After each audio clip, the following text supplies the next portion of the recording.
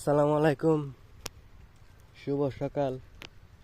সকাল সকাল আমি আসলাম একটু মাঠে ক্ষেত দেখার জন্য।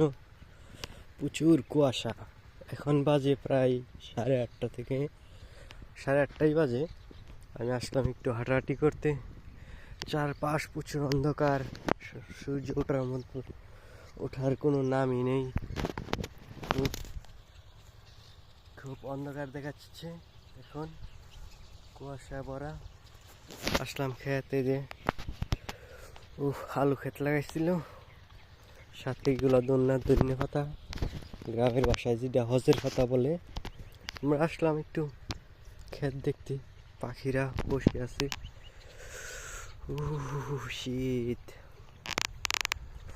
অন্ধকার। সরিষা ফুল শেষ, সরিষা যৌবন শেষ। এখন সরিষা গাছ হয়ে গেছে, মানে সরিষার দানা হয়ে গেছে আর কি, এরকম অবস্থা। চারপাশ অন্ধকার অন্ধকার, কুয়াশা আচ্ছন্ন। পাখিটা বসে আছে, দেখা যাইতেছে না কোনো। এই পাশ থেকে আমি আসছিলাম, দেখেন কি পরিমাণ অন্ধকার হয়েছে।